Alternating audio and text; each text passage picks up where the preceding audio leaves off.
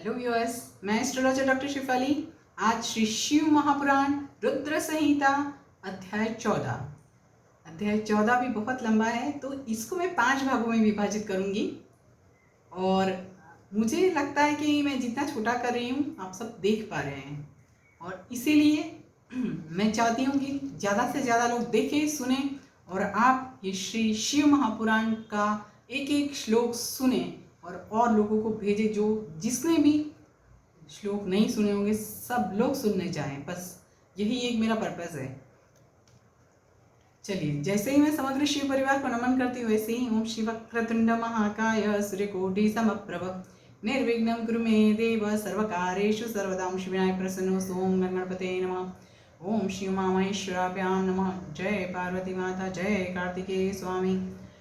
ओम नमः शिवाय। ओम नमः शिवाय। ओम नमः शिवाय। अथ चतुर्दशो अध्यायः। विभिन्न पुष्पों, अन्नों तथा जलादि की धाराओं से शिवजी की पूजा का महात्म्य। ऋषय ऊचुः व्यास शिष्य महाभाग कथय त्वं प्रमाणतः कैः पुष्पैः पूजितः शंभु किं किं यच्छति वै फलम्। ऋषिगण बोले, हे महाभाग, हे व्यास शिष्य, आप सप्रमाण हमें यह बताए कि किन किन पुष्पों से पूजन करने पर भगवान सदाशिव कौन कौन सा फल प्रदान करते हैं। सूत उवाच शौनकाद्याश्च ऋषयः शृणुतादरतो अखिलं कथयाम्यद्य सुप्रीत्या पुष्पार्पणविनिर्णयम्। एष एव विधि पृष्टो नारदेन महर्षिणा प्रोवाच परमप्रीत्या पुष्पार्पणाविनिर्णयम्। ब्रह्मोवाच कमलैर्बिल्वपत्रैश्च शतपत्रैस्तथा पुनः शङ्खपुष्पैस्तथा देवं लक्ष्मीकामो अर्चयेच्छिवम्। एतेश्च लक्षसङ्ख्याकैः पूजितश्चेद्भवेच्छिवः पापहानिस्तथा विप्र लक्ष्मीः स्यान्नात्र संशय। फिर से बोल रही हूँ। एतेश्च लक्षसङ्ख्याकैः पूजितश्चेद्भवेच्छिवः पापहानिस्तथा विप्र लक्ष्मी स्यान्नात्र संशय। विंशतिः कमलानां तु प्रस्थमेकमुदाहृतं बिल्वोदलसहस्रेण प्रस्थार्धं परिभाषितं शतपत्रसहस्रेण प्रस्थार्धं परिभाषितं फलैः षोडशभिः प्रस्थः फलं टङ्कदश स्मृतम्। अनेनैव तु मानेन तुलामारोपयेद्यदा सर्वान् कामान् वाप्नोति निष्कामश्चेच्छिवो भवेत्।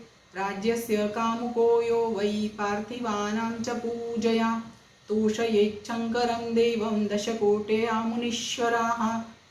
लिङ्गं शिवं तथा पुष्पं खण्डं तण्डुलं तथा चर्चितं चन्दनेनैव जलधारं तथा पुनः प्रतिरूपं तथा मन्त्रं बिल्विदलमनुत्तमम् अथवा शतपत्रं च कमलं वा तथा पुनः शङ्खपुष्पैस्तथा प्रोक्तं विशेषेण पुरातनैः सर्वकामफलं दिव्यं परत्रेहापि सर्वथा धूपं दीपं च नैवेद्यम् अर्धं चारार्तिकं तथा प्रदक्षिणां नमस्कारं क्षमापनविसर्जने कृत्वा साङ्गं तथा भोज्यं कृतं येन भवेदिह तस्यैवे सर्वथा राज्यं शंकरः प्रददाति च। श्लोक का अर्थ पठन करें। सुत जी बोले, हे शौनकादि ऋषियों, आप आदर पूर्वक सब सुने। मैं बड़े प्रेम से पुष्पार्पण की विधि बता रहा हूँ। देवर्षि नारद ने भी इसी विधि को विधाता ब्रह्मा जी से पूछा था, तब उन्होंने बड़े ही प्रेम से शिव पुष्पार्पण की विधि बताई थी। ब्रह्मा जी बोले, हे नारद, लक्ष्मी प्राप्ति की इच्छा वाले को कमल, बिल्वपत्र, शतपत्र और शंख पुष्प से भगवान शिव की पूजा करनी चाहिए। हे विप्र, यदि 1 लाख की संख्या में इन पुष्पों द्वारा भगवान शिव की पूजा की जाए तो सारे पापों का नाश होता है और लक्ष्मी की भी प्राप्ति होती है, इसमें संशय नहीं है।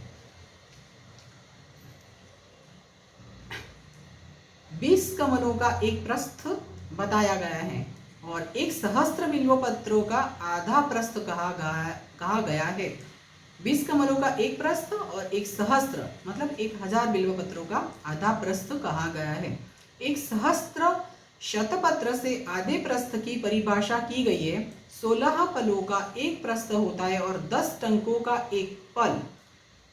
जब इसी मान से पत्र पुष्प आदि को तुला पर रखे तो वह संपूर्ण अभिष्ट को प्राप्त कर लेता है, और यदि निष्काम भावना से युक्त है तो वह इस पूजन से शिव स्वरूप हो जाता है।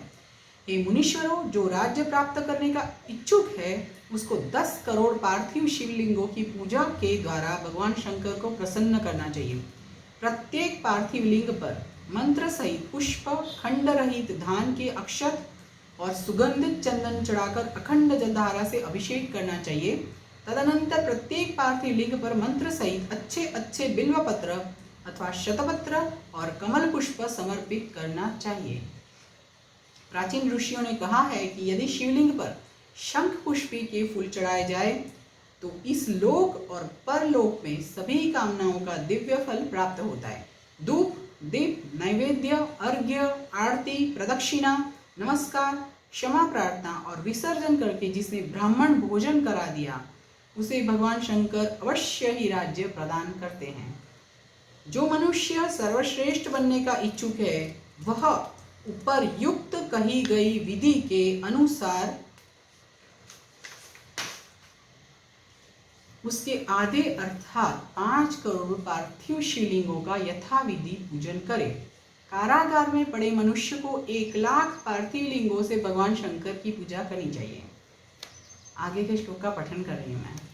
प्राधान्य कामुको यो वै तदर्धेनार्चयेत् पुमान् कारागृहगतो यो वै लक्षणैर्वार्चयेत् धरम्। जो श्लोक का अर्थ मैं पहले बोल चुकी हूँ, अभी बाकी के श्लोक और अर्थ। रोगग्रस्तो यदा स्याद्वै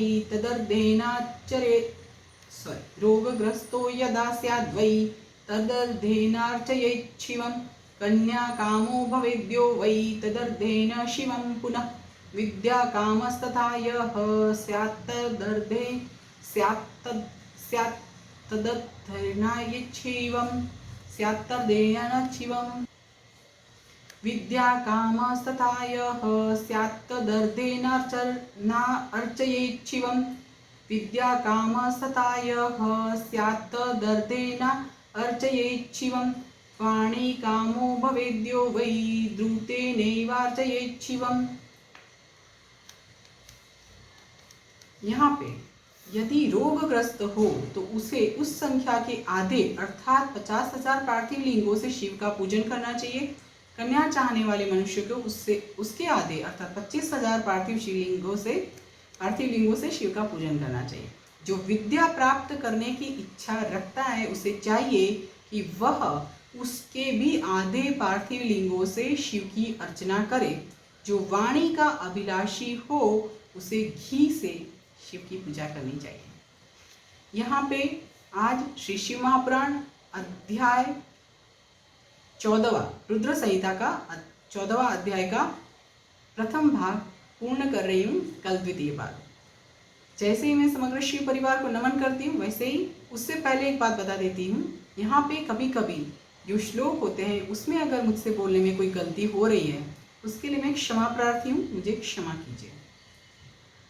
आगे जैसे मैं समग्र शिव परिवार को नमन कर रही हूँ वैसे ओम शिव वक्रतुंड महाकाय सूर्यकोटि समप्रभ निर्विघ्नं कुरु मे देव सर्वकार्येषु सर्वदा। ओम श्री विनायक प्रसन्नस्तु। ओम गणपते नमः। शिव मामेश्वराभ्यां नमः। जय पार्वती माता, जय कार्तिकेय स्वामी। ओम नमः शिवाय, ओम नमः शिवाय, ओम नमः शिवाय।